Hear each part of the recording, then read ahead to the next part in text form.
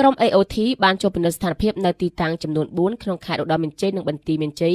ដែលរងការវាយប្រហារពីយោធាថៃលោកស្រីឧត្តមស្នេហ៍ឯកម៉ាលីសុចិតាអ្នកនាំពាក្យក្រសួងការពារជាតិបានបញ្ជាក់ជូនពីស្ថានភាពបច្ចុប្បន្ននៅតាមបណ្ដាព្រំដែនកម្ពុជាថៃបន្ទាប់ពីការចូលជាធរមាននៃបទច្បាប់រវាងកម្ពុជានិងថៃកាលពីថ្ងៃ27 ធ្នូឆ្នាំ2022គឺបណ្ដាថ្ងៃទី13មករាឆ្នាំ2026នេះថាចាប់តាំងពីពេលចូលជាធរមាននៃបទច្បាប់រួចមកកម្ពុជាតែងតែគោរពនិងអនុវត្តយ៉ាងខ្ជាប់ខ្ជួននៅបទច្បាប់សេចក្តីថ្លែងការណ៍រួមស្តីពីកិច្ចព្រមព្រៀងសន្តិភាពរវាងកម្ពុជានិងថៃកាលពីថ្ងៃ26 តុលាឆ្នាំ2025សេចក្តីប្រកាសរួមនៃកិច្ចប្រជុំពិសេសលើកទី3នៃគណៈកម្មាធិការព្រំដែនទូតកម្ពុជាថៃហៅកាត់ថា GBC កាលពីថ្ងៃទី27 ខែធ្នូឆ្នាំ2025ព្រមទាំងកិច្ចព្រមព្រៀងពាក់ព័ន្ធដទៃទៀតលោកស្រីឧត្តមស្នេហ៍ឯកបន្ថែមថាជាមួយគ្នានេះកម្ពុជាតែងតែផ្ដល់ការគាំទ្រយ៉ាងពេញទំហឹងដល់ក្រុមអ្នកសង្កេតការណ៍អាស៊ានហៅកាត់ថា AOT ព្រមទាំងសង្កត់ធ្ងន់ទៅលើសារៈសំខាន់មិនអាចខ្វះបានក្នុងការពង្រឹងទូនាទីនិងអាណត្តិរបស់ AOT ដើម្បីផ្ទៀងផ្ទាត់និងធានាការអនុវត្តបទច្បាប់ឲ្យបានពេញលេញនិងប្រកបដោយប្រសិទ្ធភាពសម្ដៅលើកម្ពស់ដំណាភាពគណនេយ្យភាពនិងការជឿទុកចិត្តគ្នាទៅវិញទៅមកអ្នកនាំពាក្យក្រសួងការពារជាតិបានលើកឡើងបន្ថែមទៀតថាផ្អែកតាមស្មារតីខាងលើនៅដើមសប្តាហ៍នៃខែមករានេះក្រុមការងារសម្របសម្រួលនៃព្រះរាជាណាចក្រកម្ពុជាហៅកាត់ថា CLG បានសម្របសម្រួលជូនដល់ក្រុមអ្នកសង្កេតការណ៍អាស៊ានហៅកាត់ថា AOT ចូលសង្កេតការណ៍ផ្ទៀងផ្ទាត់និងរាយការណ៍អំពីស្ថានភាពនៅទីតាំងចំនួន4ក្នុងខេត្តឧត្តរមានជ័យនិងខេត្តបន្ទាយមានជ័យដែលសុទ្ធសឹងតែជាទីតាំងស៊ីវិលហេដ្ឋារចនាសម្ព័ន្ធស៊ីវិលជាពិសេសតំបន់បេតិកភណ្ឌពិភពលោកដែលត្រូវរងការខូចខាតយ៉ាងធ្ងន់ធ្ងរដោយសារតែការវាយប្រហាររបស់យោធាថៃដោយនៅថ្ងៃអាទិត្យទី4មករាឆ្នាំ2026ក្រុមអ្នកសង្កេតការណ៍អាស៊ាន AOT បានចុះសង្កេតការណ៍ផ្ទៀងផ្ទាត់និងរាយការណ៍អំពីស្ថានភាពនៅស្ពានអូជីកស្ថិតនៅក្នុងភូមិសាស្ត្ររវាងស្រុកចង្ការខេត្តឧត្តរមានជ័យនិងព្រំប្រទល់ស្រុកស្រីស្នំខេត្តសៀមរាបនៅថ្ងៃច័ន្ទទី5មករាឆ្នាំ2026ក្រុមអ្នកសង្កេតការណ៍អាស៊ានបានចុះសង្កេតការណ៍ផ្ទៀងផ្ទាត់និងរាយការណ៍អំពីស្ថានភាពនៅច្រកទ្វារព្រំដែនអន្តរជាតិជាន់ដែលស្ថិតនៅក្នុងស្រះលងវែងខេត្តឧត្តរមានជ័យនៅថ្ងៃអង្គារទី6មករាឆ្នាំ2026ក្រុមអ្នកសង្កេតការណ៍អាស៊ានចុះសង្កេតការណ៍ផ្ទៀងផ្ទាត់និងរាយការណ៍អំពីស្ថានភាពនៅតំបន់ភូមិព្រៃច័ន្ទនិងភូមិជោគជ័យឃុំអូបេជាន់ស្រអូជ្រៅខេត្តបន្ទាយមានជ័យនៅថ្ងៃប្រហ័សទី8មករាឆ្នាំ2026ក្រុមអ្នកសង្កេតការណ៍អាស៊ានបានចុះសង្កេតការណ៍ផ្ទៀងផ្ទាត់និងរាយការណ៍អំពីស្ថានភាពនៅតំបន់ច្រកទ្វារព្រំដែនអន្តរជាតិអូស្មាច់ស្ថិតនៅក្នុងសង្កាត់អូស្មាច់ក្រុងសំរោងខេត្តឧត្តរមានជ័យដែលឡើងនៅថ្ងៃសៅរ៍ទី10មករាឆ្នាំ2026ក្រុមអ្នកសង្កេតការណ៍អាស៊ានបានចុះសង្កេតការណ៍ផ្ទៀងផ្ទាត់និងរាយការណ៍អំពីស្ថានភាពនៅតំបន់ច្រកបឹងត្រកួនស្ថិតនៅក្នុងស្រុកថ្មពួកខេត្តបន្ទាយមានជ័យជាមួយគ្នានេះក្រុមអ្នកសង្កេតការណ៍អាស៊ានក៏បានចុះសង្កេតការណ៍និងសួរសុខទុក្ខជនភៀសសឹកនៅជំរំជនភៀសសឹកវត្តកណ្ដោស្ថិតនៅក្នុងស្រុកថ្មពួកខេត្តបន្ទាយមានជ័យផងដែរនៅថ្ងៃអង្គារទី13ខែមករាឆ្នាំ2026ក្រុមអ្នកសង្កេតការណ៍អាស៊ានបានចុះសង្កេតការណ៍ផ្ទៀងផ្ទាត់និងរាយការណ៍អំពីស្ថានភាពនៅភូមិសាស្ត្រភូមិកររបស់ប្រជាជនក្នុងឃុំស្រអែមស្រុកជាំខ្សាន្តខេត្តព្រះវិហារព្រមទាំងទៅកាន់តំបន់ប្រាសាទព្រះវិហារដែលជាសម្បត្តិបេតិកភណ្ឌពិភពលោកដ៏មានតម្លៃបំផុតរបស់មនុស្សជាតិអ្នកនាំពាក្យក្រសួងការពារជាតិខាងលើបានបញ្ជាក់បន្ថែមថាក្នុងនាមជារដ្ឋដែលគ្រប់ច្បាប់និងមានការទទួលខុសត្រូវខ្ពស់កម្ពុជាប្រកាន់ខ្ជាប់នូវការដោះស្រាយចំនួនដោយសន្តិវិធីស្របតាមច្បាប់អន្តរជាតិនិងគោលការណ៍ជាមូលដ្ឋានរបស់ធម្មនុញ្ញអង្គការសហប្រជាជាតិនិងធម្មនុញ្ញអាស៊ានដោយប្រឆាំងជាដាច់ខាតការគំរាមឬការប្រើប្រាស់កម្លាំងសម្ដៅសម្រាប់ឲ្យបាននូវដំណោះស្រាយមួយដែលយុត្តិធម៌មិនលំអៀងនិងយូរអង្វែងដែលជាមូលដ្ឋានគ្រឹះសម្រាប់ប្រជាជននៃប្រទេសទាំងពីរអាចរួមរស់ជាមួយគ្នាក្នុងសន្តិភាពស្ថិរភាពនិងការអភិវឌ្ឍស្របពេលដែលមើលឃើញអំពីស្ថានភាពនៅតាមបន្តព្រំដែនកម្ពុជាថៃនៅពេលនេះនៅតែបន្តរក្សាភាពស្ងៀមស្ងាត់ប្រជាជនកម្ពុជាក៏បានបង្ហាញនៅបំណងប្រាថ្នាចង់ឃើញគណៈកម្មការចម្រុះខណ្ឌសីមាព្រំដែនគោកកម្ពុជាថៃ JBC បើកនៅកិច្ចប្រជុំឡើងវិញឲ្យបានឆាប់នៅក្នុងនោះដើម្បីបន្តកិច្ចការងារវាស់វែងខណ្ឌសីមាព្រំដែនឲ្យបានឆាប់ចំស្របពេលដែលមើលឃើញអំពីការអនុវត្តលើបទច្បាប់ក៏នៅតែបន្តហើយហាក់បីដូចជាមានប្រសិទ្ធភាពជាងលើកមុនប្រជាពលរដ្ឋនៅពេលនេះគឺបានបង្ហាញនៅបំណងប្រាថ្នាតែមួយគត់គឺចង់បានសន្តិភាពពេញលេញនៅតាមបន្តព្រំដែនកម្ពុជាថៃដែលបង្ហាញពីការចង់ឃើញការវាស់វែងខណ្ឌសីមាព្រំដែនដែលធ្វើឡើងដោយគណៈកម្មការចម្រុះខណ្ឌសីមាព្រំដែនគោកកម្ពុជាថៃ JBC នៃប្រទេសទាំងពីរដើម្បីកំណត់ឲ្យបានច្បាស់អំពីដែនអធិបតេយ្យទឹកដីរបស់ប្រទេសនីមួយៗដែលទទួលស្គាល់ជាអន្តរជាតិជៀសវាងការបំពានណាមួយពលរដ្ឋនៅតែសម្ដែងក្តីជឿជាក់ខ្ពស់លើរាជរដ្ឋាភិបាលកម្ពុជាដែលបានខិតខំបំផុតក្នុងការព្យាយាមដោះស្រាយបញ្ហាចំនួនព្រំដែនប្រទេសទាំងពីរដោយសន្តិវិធីជាជាងការប្រើប្រាស់កម្លាំងប្រដាប់អាវុធគេឃើញថាចាប់ពីពេលដែលបាត់ជប់បាញ់រហូតមកដល់ពេលនេះវាហួសរយៈពេល72ម៉ោងហើយគួរឆ្ងាយមែនតើអញ្ចឹងក្នុងនាមជាប្រជាពលរដ្ឋមួយរូបនេះខ្ញុំសង្ឃឹមថាបាត់ជប់បាញ់នេះនឹងបន្តជារៀងរហូតទៅមុខទៀតចង់ឲ្យមានរយៈពេលឆ្ងាយជាងហ្នឹងនឹងយូរអង្វែងសង្ឃឹមថានឹងមិនមានព្រឹត្តិការណ៍នោះកើតឡើងម្ដងទៀតទេលទ្ធផលនៃបាត់ជប់បាញ់វិជ្ជមាននេះគឺនេះខ្ញុំសង្ឃឹមថាគណៈកម្មការ JBC នឹង ធ្វើការសហការគ្នារវាងប្រទេសទាំងពីរដើម្បីធ្វើការវាស់វែងព្រំដែននេះឲ្យបានលឿនដើម្បីកុំឲ្យមានការភ័ន្តច្រឡំឬក៏មានចំនួនការឡើងម្ដងតិចចាព្រោះឯការវាស់វែងJBC តាក់ទងជាមួយនឹងព្រំដែននេះមិនមែនត្រឹមតែទទួលស្គាល់រវាងប្រទេសទាំងពីរទេគឺយើងធ្វើតាមអ្វីដែលអន្តរជាតិទទួលស្គាល់និងព្រំដែនដែលបានទទួលស្គាល់ជាសកលលទ្ធផលវិជ្ជមានសប្តាហ៍នេះយើងសង្កេតឃើញថាគឺជាអ្វីដែលរដ្ឋាភិបាលគាត់បានខិតខំប្រឹងប្រែងជាពិសេសសម្ដេចតេជោនិងសម្ដេចបវរធិបតីគឺគាត់បានខិតខំប្រឹងប្រែងជៀសវាងការឈ្លោះដោយអាវុធប៉ុន្តែគាត់បែរជាជ្រើសរើសការដោះស្រាយបែបការទូតនេះជាការខិតខំប្រឹងប្រែងរបស់ពួកគាត់ទាំងពីររយៈពេលដែលមានចំនួនរហូតមកដល់ពេលដោះស្រាយបច្ចុប្បន្ននេះគឺយើងសង្កេតឃើញថារដ្ឋាភិបាលយើងគឺគាត់ស្រឡាញ់សន្តិភាពជៀសជាងការប្រើអាវុធអញ្ចឹងគាត់ព្យាយាមរកគ្រប់វិធីដើម្បីដោះស្រាយបែបសន្តិភាពក្នុងនាមជាពលរដ្ឋហើយក៏នាងខ្ញុំសូមសំណូមពរទៅជាពលរដ្ឋទូទាំងប្រទេសឲ្យមានការជឿជាក់លើរដ្ឋាភិបាលក្នុងការដោះស្រាយហើយចំពោះការឈរជើងដែលបច្ចុប្បន្ននេះយើងសង្កេតឃើញថាការឈរជើងរបស់ខាងភាគីថៃធ្វើត្បិតតែគាត់ឈរជើងនៅទីតាំងណាមែនប៉ុន្តែมันប្រកាសថាដីរបស់គាត់ត្រូវវាស់ត្រឹមហ្នឹងឯងអ្វីដែលយើងវាស់គឺយើងផ្អែកទៅលើផែនទីអន្តរជាតិទទួលស្គាល់ពេលខ្ញុំមើល social media តែខ្ញុំឃើញបងប្រជាពលរដ្ឋដូចជាអញ្ញថាគេហៅជនភៀសសឹកមានខ្លះទៅក៏ត្រឡប់ទៅលំនៅឋានវិញខ្លះទៀតក៏នៅអញ្ចឹងទៅយើងចង់ឲ្យប្រទេសយើងមានសន្តិភាពឡើងវិញហើយចង់ឲ្យពួកគាត់មានចង់ឲ្យពួកគាត់វិលត្រឡប់ទៅស្រុកកំណើតរបស់គាត់វិញឲ្យបងប្អូនបានរៀនសូត្រឲ្យមានគេហៅថា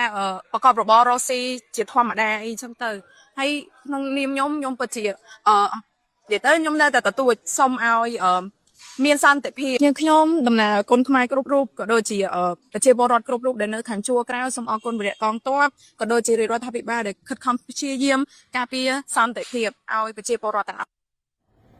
គូបញ្ជាក់ថាបច្ចុប្បន្ននេះបងប្អូនប្រជាពលរដ្ឋភៀសសឹកកម្ពុជាជិត50ម៉ឺននាក់ហើយបានវិលត្រឡប់ចូលទៅកាន់លំនៅឋានរបស់ពួកគាត់វិញខណៈដែលជា15ម៉ឺននាក់ផ្សេងទៀតកំពុងនៅបន្តរស់នៅតាមទីតាំងឬក៏ជំរុំសុវត្ថិភាពនានាដែលរៀបចំដោយអាជ្ញាធរនៅឡើយអ្នកនាំពាក្យរាជរដ្ឋាភិបាលសូមជម្រាបជូនជនរួមជាតិជ្រាបអំពីការជួយជ្រោមជ្រែងកម្ពុជាពីសំណាក់បណ្ដាប្រទេសជាមិត្តនិងដៃគូអភិវឌ្ឍនៅក្នុងគ្រាដ៏លំបាកនេះប្រទេសជប៉ុននៅថ្ងៃ12ខែមករាឆ្នាំ2026បានផ្ដល់ជំនួយឥតសំណងជាទឹកប្រាក់ចំនួន $11.3 លានសហរដ្ឋអាមេរិកសម្រាប់ការអនុវត្តគម្រោងសមាហរណកម្មបោសសម្អាតមីននិងសង្គ្រោះជនពិការដោយសារគ្រាប់មីនដំណាក់កាលទី3និងទឹកប្រាក់$7.6 លានសហរដ្ឋអាមេរិកផ្សេងទៀតសម្រាប់អនុវត្តគម្រោងជំនួយម៉ាស៊ីនស្កេនកុងតឺន័រនៅឯចំណតកុងតឺន័រថ្មីនៃកំពង់ផែក្រុងព្រះសីហនុកាលពីក្នុងអំឡុងខែសីហាឆ្នាំ2025កន្លងទៅជប៉ុនក៏បានផ្ដល់ជំនួយមនុស្សធម៌ជាទឹកប្រាក់ប្រមាណជា$1.8 លានសហរដ្ឋអាមេរិកតាមរយៈអង្គការ IOM និង UNICEF ដើម្បីឆ្លើយតបទៅនឹងសេចក្តីត្រូវការបន្ទាន់សម្រាប់ជនភៀសសឹកនៅតាមបណ្ដោយព្រំដែនកម្ពុជាថៃសហរដ្ឋអាមេរិកឯនោះវិញក្រៅពីបន្តជំរុញការរក្សាបទជបាញ់និងចង់ឃើញសន្តិភាពយូរអង្វែងរវាងកម្ពុជានិងថៃក៏បានប្រកាសផ្ដល់ជំនួយ$15 លានសហរដ្ឋអាមេរិកសម្រាប់គាំទ្រដល់ជនភៀសសឹកនៅតាមបណ្ដោយព្រំដែនប្រទេសទាំងពីរនិងទឹកប្រាក់$10 លានសហរដ្ឋអាមេរិកផ្សេងទៀតសម្រាប់ដោះមីននិងយុទ្ធភ័ណ្ឌមិនទាន់ផ្ទុះនៅកម្ពុជាចំណែកសាធារណរដ្ឋប្រជាមានិតចិនក្រៅពីការផ្ដល់ការគាំទ្រជាអតិភិបជាបន្ទាន់លើការធានាឲ្យបានរឹងមាំនៅបទឈប់បាញ់និងធ្វើឲ្យមានសន្តិភាពជារកាលចិនក៏បានផ្ដល់ជំនួយសង្គ្រោះបន្ទាន់ដែលមានតម្លៃជាទឹកប្រាក់$20 លានសម្រាប់ជនភៀសសឹកនៅក្នុងប្រទេសកម្ពុជានិងបានប្រកាសត្រៀមខ្លួនជាស្រេចក្នុងការផ្ដល់ជំនួយមនុស្សធម៌សម្រាប់តម្រូវការចិញ្ចឹមជីវិតរបស់ជនភៀសសឹកនៅតាមតំបន់ព្រំដែនដែលរងផលប៉ះពាល់ចំណែកឯសាធារណរដ្ឋសេប៊ីក៏បានផ្ដល់ជំនួយមនុស្សធម៌$50 ម៉ឺនសហរដ្ឋអាមេរិកសម្រាប់ជួយប្រជាជនភៀសសឹកកម្ពុជាផងដែរក្រៅពីនោះនៅមានបណ្ដាប្រទេសជាមិត្តជាច្រើនទៀតរួមទាំងដៃគូអភិវឌ្ឍរបស់កម្ពុជាក៏បានផ្ដល់ជំនួយមនុស្សធម៌និងជំនួយសម្រាប់សេចក្តីត្រូវការបន្ទាន់នានាព្រមទាំងចេញសារអបអរសាទរចំពោះការសម្រេចបានបទឈប់បាញ់ដោយក្តីរំពឹងថាភាគីទាំងពីរកម្ពុជានិងថៃនឹងសម្រេចបាននៅការស្ដារសន្តិភាពឡើងវិញនិងរក្សាសន្តិភាពនោះឲ្យបានយូរអង្វែងសម្រាប់ជាប្រយោជន៍របស់ប្រជាជនទាំងពីរក៏ដូចជាសម្រាប់ស្ថិរភាពនៅក្នុងតំបន់ទាំងនោះទាំងអស់នេះបានសបញ្ជាក់ឲ្យឃើញថាសហគមន៍អន្តរជាតិចូលនៅជាមួយកម្ពុជានឹងជួយជ្រោមជ្រែងកម្ពុជាគ្រប់កលៈទេសៈទាំងនយោបាយការទូតទាំងការផ្ដល់ជំនួយអភិវឌ្ឍជំនួយមនុស្សធម៌និងជំនួយសម្រាប់សេចក្តីត្រូវការបន្ទាន់ក្នុងគ្រាដែលកម្ពុជាជួបការលំបាក តាមរយៈសារទៅកាន់ប្រជាពលរដ្ឋកាលពីយប់ថ្ងៃ10ខែមករាឆ្នាំ2026សម្ដេចមហាបវរធិបតីហ៊ុនម៉ាណែតនាយករដ្ឋមន្ត្រីនៃប្រជាជាតិណាចក្រកម្ពុជាបានថ្លែងអំណរគុណដល់សហរដ្ឋអាមេរិកចិនធនាគារអភិវឌ្ឍន៍អាស៊ីនិងបណ្ដាប្រទេសជាមិត្តព្រមទាំងដៃគូអភិវឌ្ឍន៍ទាំងឡាយដែលបានជួយជាសម្ភារៈនិងហិរញ្ញប្បទានដើម្បីជួយសម្រាលការលំបាករបស់ប្រជាជនភាគសឹកសម្ដេចបវរធិបតីបានបញ្ជាក់ទៀតថារាជរដ្ឋាភិបាលនឹងប្រើប្រាស់ថវិកាជាតិនិងជំនួយពីបណ្ដាប្រទេសជាមិត្តនិងដៃគូអភិវឌ្ឍន៍ដើម្បីស្ដារឡើងវិញឲ្យបានឆាប់បំផុតទាំងជីវភាពរស់នៅរបស់បងប្អូនជនភៀសសឹកក្រោយពីវិលត្រឡប់ទៅកាន់លំនៅឋានវិញក៏ដូចជាហេដ្ឋារចនាសម្ព័ន្ធដែលបានរងការបំផ្លិចបំផ្លាញដោយការទម្លាក់គ្រាប់បែករបស់ទាហានថៃគួរកត់សម្គាល់ថាក្នុងដំណាក់កាលដែលកម្ពុជាមានសន្តិភាពពេញលេញរយៈពេលជិត3ទសវត្សរ៍ចុងក្រោយរាជរដ្ឋាភិបាលក្រោមការដឹកនាំរបស់សម្ដេចតេជោហ៊ុនសែនអតីតនាយករដ្ឋមន្ត្រីនិងសម្ដេចបវរធិបតីហ៊ុនម៉ាណែតនាយករដ្ឋមន្ត្រីបច្ចុប្បន្នបានប្រើប្រាស់កលានុវត្តភាពនៃសន្តិភាពដើម្បីជំរុញល្បឿននៃការអភិវឌ្ឍប្រទេសឲ្យរីកចម្រើនគ្រប់វិស័យនិងពង្រឹងភាពម្ចាស់ការពឹងលើខ្លួនឯងកាន់តែរឹងមាំឡើងជាលំដាប់លទ្ធភាពដែលរាជរដ្ឋាភិបាលកម្ពុជាមានដោយខ្លួនឯងរួមជាមួយនឹងជំនួយពីបណ្ដាប្រទេសជាមិត្តដៃគូអភិវឌ្ឍន៍ដូចជាការចូលរួមយ៉ាងសស័កសស្រាំពីសំណាក់សប្បុរសជននិងមហាជនខ្មែរគ្រប់ទិសទីបានប្រមូលផ្ដុំគ្នាជាកម្លាំងកាន់តែខ្លាំងដែលនឹងធ្វើឲ្យការស្ដារជីវភាពរបស់ពលរដ្ឋដែលរងផលប៉ះពាល់ក៏ដូចជាការស្ដារហេដ្ឋារចនាសម្ព័ន្ធដែលរងការខូចខាតទាំងឡាយប្រព្រឹត្តទៅបានឆាប់រហ័សក្រោមកិច្ចខិតខំប្រឹងប្រែងខ្នះខ្នែងយ៉ាងខ្លាំងក្លារបស់ថ្នាក់ដឹកនាំដែលមានក្រសួងនិងស្ថាប័ននានាជាសេនាធិការសូមបងប្អូនជនរួមជាតិចងចាំថាខណៈដែលដៃម្ខាងប្រឹងស្ដារជីវភាពរបស់ប្រជាពលរដ្ឋនិងស្ដារហេដ្ឋារចនាសម្ព័ន្ធដែលរងការបំផ្លិចបំផ្លាញតែដៃម្ខាងទៀតរាជរដ្ឋាភិបាលខិតខំការពារអធិបតេយ្យភាពជាតិនិងបូរណភាពទឹកដីក្នុងដែនអធិបតេយ្យភាពស្របច្បាប់របស់កម្ពុជាយ៉ាងម៉ឺងម៉ាត់បំផុតដោយមធ្យោបាយសន្តិវិធីតាមរយៈយន្តការការទូតនិងច្បាប់អន្តរជាតិអ្នកនាំពាក្យរាជរដ្ឋាភិបាលសូមបញ្ជាក់ជូនជាថ្មីម្ដងទៀតថារាជរដ្ឋាភិបាលកម្ពុជាប្រកាន់ជំហរម៉ឺងម៉ាត់នៅក្នុងការការពារខ្សែព្រំដែនអន្តរជាតិកម្ពុជាថៃដែលបន្សល់ទុកដោយគណៈកម្មការព្រំដែនឥណ្ឌូចិនសៀមដោយគោរពគោលការណ៍ច្បាប់អន្តរជាតិគោលការណ៍ខ្សែព្រំដែនមិនកែប្រែគោរពអនុសញ្ញាសន្ធិសញ្ញាបារាំងសៀមផែនទីនិងកំណត់ហេតុបោះបង្គោលព្រំដែនរបស់គណៈកម្មការបោះបង្គោលព្រំដែនឥណ្ឌូចិនសៀមព្រមទាំងកិច្ចព្រមព្រៀងនិងឯកសារពាក់ព័ន្ធនានាដែលភាគីទាំងពីរបានឯកភាពគ្នានារយៈពេលកន្លងមកកម្ពុជាមិនទទួលស្គាល់នូវការកែប្រែខ្សែព្រំដែនណាមួយដែលកើតចេញពីការប្រើប្រាស់កម្លាំងនោះឡើយនេះគឺជាជំហរឥតប្រែប្រួលនិងមិនអាចធ្វើសម្បទានបានរបស់រាជរដ្ឋាភិបាលកម្ពុជាកាលពីថ្ងៃទី12មករាតំណាងរាស្ត្រនិងតំណាងរដ្ឋាភិបាលបានជួបពិភាក្សាគ្នាជុំវិញសេចក្តីព្រាងច្បាប់ស្តីពីនីតិសមុទ្រមុនរដ្ឋាភិបាលកម្ពុជាឲ្យសច្ចាប័នលើអនុសញ្ញាអង្គការសហប្រជាជាតិស្តីពីនីតិសមុទ្រឆ្នាំ1982ឬ UNCLOS សូមបញ្ជាក់ថាកម្ពុជាបានចុះហត្ថលេខាលើអនុសញ្ញាមួយនេះក្នុងឆ្នាំ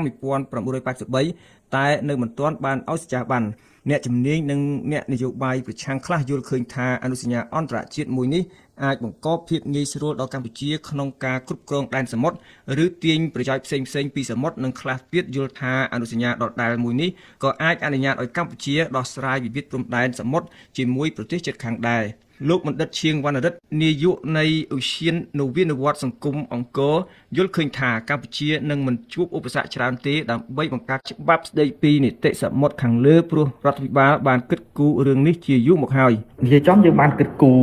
យូរដែរហើយបញ្ហាសកសមុទ្រនេះក៏ប៉ុន្តែឥឡូវវាដល់ពេលដែលយើងត្រូវគិតគូរទីមួយគឺហើយនៅការទទួលខុសត្រូវជាអន្តរជាតិរបស់យើងផងទៅលើការការពារបរិស្ថានសមុទ្រការពារ sea lane communication freedom of navigation ផ្សេងៗហ្នឹងហើយទី2ក៏ជាយន្តការមួយដែលយើងគិតថាអាចជួយការពារដល់បុរភាពដែនសមុទ្ររបស់កម្ពុជាដែរស្របតាមច្បាប់អន្តរជាតិណាខ្ញុំគិតទៅវាអាចមានហេតុផលសំខាន់បាទលោកបានបន្ថែមថាផលប្រយោជន៍មួយទៀតយើងអាចទាញកិច្ចសហប្រតិបត្តិការអន្តរជាតិដើម្បីពង្រឹងសមត្ថភាពរបស់កម្ពុជាទៅលើច្បាប់សមុទ្រទៅលើការពារ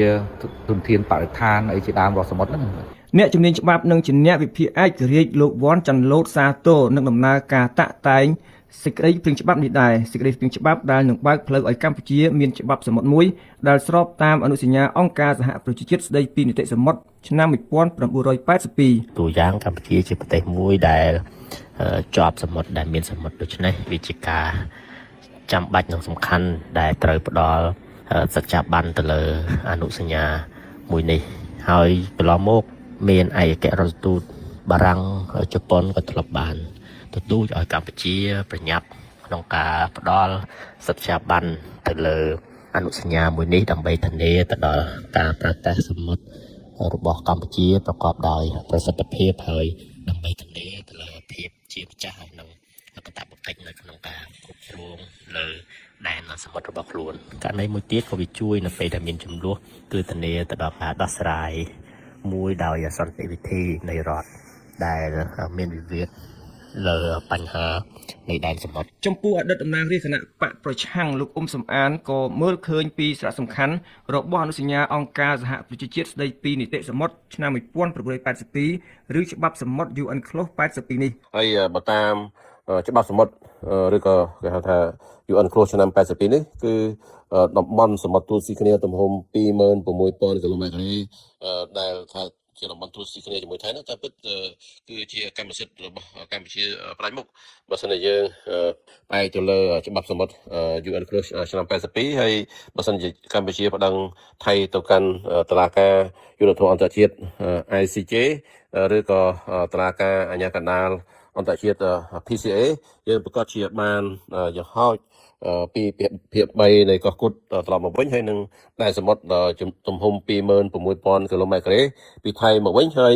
នឹងប្រេងនៅអាស្មានដែលមានតម្លៃរហូតដល់300,000 លានដុល្លារគឺយើងបានផ្ដាច់មុខតែម្ដងណា តាមលោកអ៊ុំសំអានពេលកម្ពុជាមានច្បាប់សមុទ្រហើយចូលរួមជាភាគីពេញច្បាប់នៃអនុសញ្ញានេះកម្ពុជាក៏អាចមានសិទ្ធិទាមទារយកដែនកោះខ្មែរមួយចំនួននិងព្រំដែនទឹកសមុទ្រផ្សេងទៀតរបស់កម្ពុជាដែលបច្ចុប្បន្នស្ថិតនៅក្រោមការគ្រប់គ្រងរបស់វៀតណាម ជាភាសាគឺកោះត្រង់ហើយនឹងចំកោមកោះកញ្ចក់សេះគឺជាកម្មសិទ្ធិរបស់កម្ពុជាបើតាមច្បាប់សមុទ្រ UNCLOS ឆ្នាំ82ហើយនឹងតាមសាលាចររបស់លោកប្រេវីយេឆ្នាំ1939ណាហើយដែនសមុទ្រខ្មែរយើងដែលគេហៅថាតំបន់ទឹកប្រវត្តិសាស្ត្រចំនួន 10,000 គីឡូម៉ែត្រការ៉េហ្នឹងតាមពិតបើតាមច្បាប់សមុទ្រ UNCLOS ឆ្នាំ82ក៏ជាដែនសមុទ្ររបស់កម្ពុជាដែរហើយដែនសមុទ្រខ្មែរយើងដែលវៀតណាមបានរំលោភយកផ្ដាច់មុខចំនួន 30,000 គីឡូម៉ែត្រការ៉េហ្នឹងបើតាមច្បាប់សមុទ្រឆ្នាំ82ហ្នឹងក៏មិនជាថាជាកម្មសិទ្ធិរបស់កម្ពុជាបើសិនជាកម្ពុជាអនុម័តទៅលើសេចក្តីព្រាងច្បាប់នេះរួចហើយមានថាកម្ពុជាផ្ដល់សច្ចាប័នទៅលើច្បាប់សមុទ្រ UNCLOS រួចហើយគឺកម្ពុជាអាចនឹងប្តឹងថៃឬក៏វៀតណាមទៅកាន់តុលាការអន្តរជាតិដើម្បីទាមទារយកដែនសមុទ្រនិងកោះរបស់កម្ពុជាមកវិញណា គួររំលឹកថានៅក្នុងកិច្ចប្រជុំអន្តរគណៈកម្មការជំនាញនៃរដ្ឋសភានិងតំណាងរដ្ឋាភិបាលនាព្រឹកថ្ងៃទី12មករានេះរដ្ឋមន្ត្រីការបរទេសលោកប្រាក់សុខុនបានលើកឡើងអំពីសារៈសំខាន់របស់អនុសញ្ញាអង្គការសហប្រជាជាតិស្តីពីនីតិសមុទ្រឆ្នាំ1982ដែលបានចុះហត្ថលេខាកាលពីថ្ងៃទី10ខែធ្នូឆ្នាំ1982នៅទីក្រុងម៉ូតេហ្កាបៃប្រទេសហ្សាម៉ាអ៊ិក លោកប្រាក់សុខុនមានសុតិធិនិយមថាអនុសញ្ញាអង្គការសហប្រជាជាតិស្តីពីនីតិសមុទ្រឆ្នាំ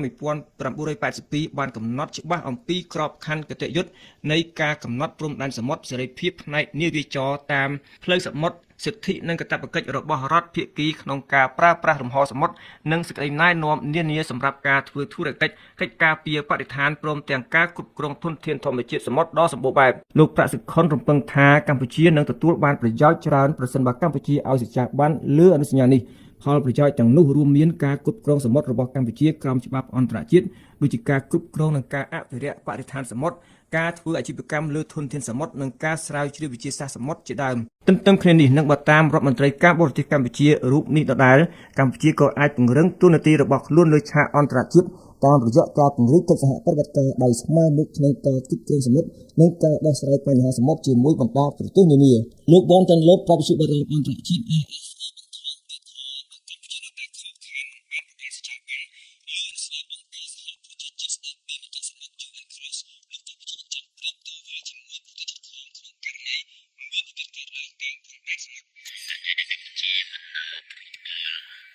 ជាបាននោះទេហើយនៅតែស្ថិតនៅក្រៅអនុសញ្ញាមួយនេះដែលប្រទេសនៅក្នុងតំបន់អាស៊ានសុទ្ធសឹងតែបានផ្ដល់សច្ចាប័នលើកលែងតែប្រទេសដែលមិនមានសមុទ្រគឺកម្ពុជានឹងចាញ់ប្រៀបទាំងស្ថានភាពជាក់ស្ដែងហើយនឹងចាញ់ប្រៀបទាំងទស្សនវិជ្ជាផ្លូវច្បាប់នៅពេលដែលមានវិវាទទំនងជាកម្ពុជាពិបាកនៅក្នុងការស្វែងរកការអន្តរាគមន៍ការដោះស្រាយទូយ៉ាងវៀតណាមនិងថៃសុទ្ធតែជាប្រទេសដែលបានផ្ដល់សច្ចាប័នហើយគេបានគិតគូររឿងនេះជាយូរមកហើយពីព្រោះវាជាការផ្ដល់ផលប្រយោជន៍សម្រាប់ប្រទេសជាតិគេដោយឡែកកម្ពុជាទោះបីជាយឺតបន្តិចក៏ប៉ុន្តែមិនតាន់ហួសពេលនោះទេឲ្យតែប្រកាសមានឆន្ទៈពិតប្រាកដនៅក្នុងការជំរុញផ្ដល់សច្ចាប័នទៅលើអនុសញ្ញាមួយនេះយ៉ាងណាក៏ដោយលោកបណ្ឌិតចំបើអ្នកជំនាញជាសាស្ត្រនយោបាយមើលឃើញពីភាពស្មុគស្មាញក្នុងការអនុវត្តតាមច្បាប់សមុទ្រ UNCLOS ឆ្នាំ1982ក្រោមហេតុផលនៃការប្រជែងខាងភូមិសាស្ត្រនយោបាយនិងការអាងលើអំណាចរបស់ប្រទេសនីមួយៗចឹងកន្លែងនេះច្បាប់ដូចយើងនិយាយខាងដើមវាការពារវាផ្ដល់ជាសណ្ដាប់ធ្នាប់អីអញ្ចឹងហើយក៏ប៉ុន្តែនៅពេលដែលប្រទេសដែលមានអំណាចខ្លាំងគឺ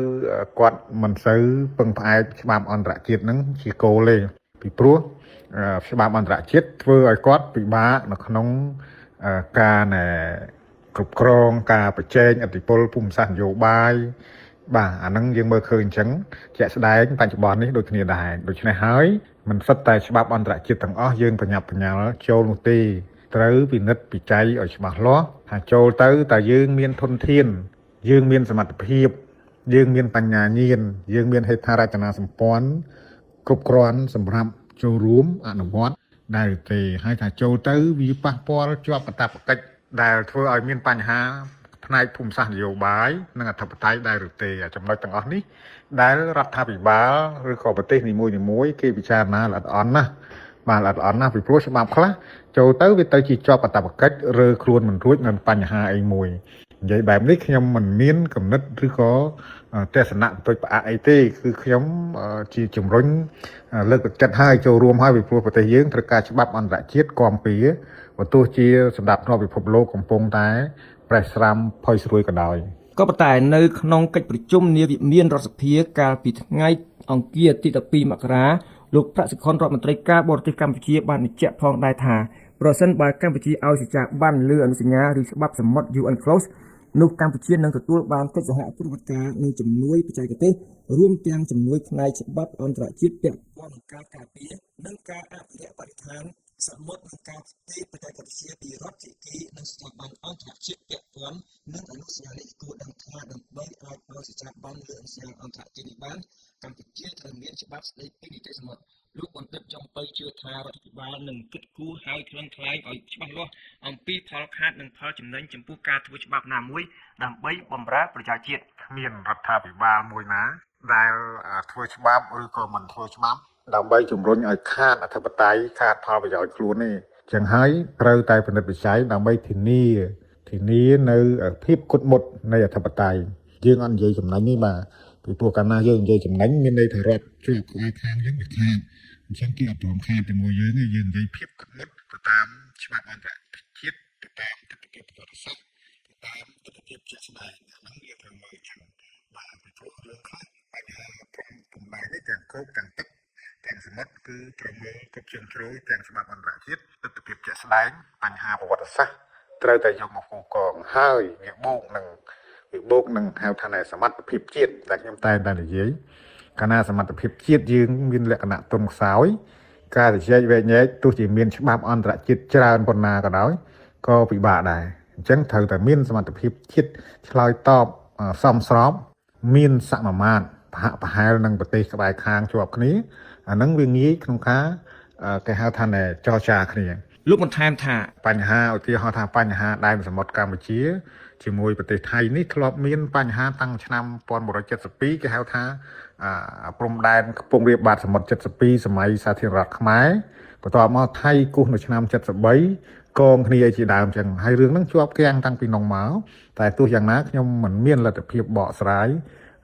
ស៊ីជម្រៅអីទេពីព្រោះខ្ញុំដូចបញ្ជាក់ខាងដើមមិនមែនជាអ្នកជំនាញច្បាប់អន្តរជាតិទេ តាមលោកវ៉ាន់ចាន់ឡូតកម្ពុជានឹងត្រូវបំពេញតាមលក្ខខណ្ឌផ្សេងៗដែលបានចែងក្នុងច្បាប់សមុទ្រ UNCLOS បើសិនជាខ្លួនផ្ដល់សច្ចាប័ន ប្រកាសណាស់នៅពេលកម្ពុជាបានផ្ដល់សច្ចាប័នលើអនុសញ្ញាមួយនេះចាំបាច់ត្រូវគោរពទៅតាមខលក្ខខណ្ឌដែលមានចែងនៅក្នុងអនុសញ្ញាដែលជារួមប្រៀបបីដូចជាធម្មនុញ្ញនៃសមុទ្រឬក៏មហាសមុទ្រដែលប្រទេសជាសមាជិកត្រូវចាំបាច់ត្រូវគោរពហើយក្នុងនោះកម្ពុជាគឺនឹងទទួលបាននៅអ្វីដែលជាសិទ្ធិកាតព្វកិច្ចរបស់ខ្លួនទៅតាមច្បាប់អន្តរជាតិដែលបានចែងការពារហើយមួយវិញទៀតក៏បានចែងការពារពីការរំលោភបំពានហើយទំនងកម្ពុជានឹងងាយប្រឈមនៅពេលដែលមានការឈ្លានពានលើដែនសមុទ្ររបស់កម្ពុជាពីសំណាក់ប្រទេសជិតខាងដូចយើងដឹងជាស្ដែងនៅក្នុងចំនួនព្រំដែនជាមួយថៃនេះទៅបំពានលើដែនសមុទ្ររបស់កម្ពុជាក៏បានកាត់ឡើងហើយចាំបាច់កម្ពុជាទំនងត្រូវការច្បាប់អន្តរជាតិដើម្បីជួយខ្លួនបង្ការពីការឈ្លានពានទាំងអស់នេះដើម្បីយុត្តិធម៌របស់ខ្លួន ដោយឡែកលោកអ៊ុំសំអានវិតម្លៃថាមូលហេតុដែលកម្ពុជាសម្រេចរៀបចំនីតិវិធីផ្ដល់សច្ចាប័នលើច្បាប់សមុទ្រ UNCLOS ឆ្នាំ 1982 នេះគឺក៏ព្រោះតែកម្ពុជាចង់ប្រើអនុសញ្ញានេះដើម្បីដោះស្រាយវិវាទដែនសមុទ្រទាំងជាមួយភាគីថៃនិងវៀតណាមតាមយន្តការទ្វេភាគី ការដែលកម្ពុជានឹងផ្ដល់សច្ចាប័នទៅលើច្បាប់សមុទ្រ UNCLOS ឆ្នាំ 82 នេះទំនងគ្រាន់តែដើម្បី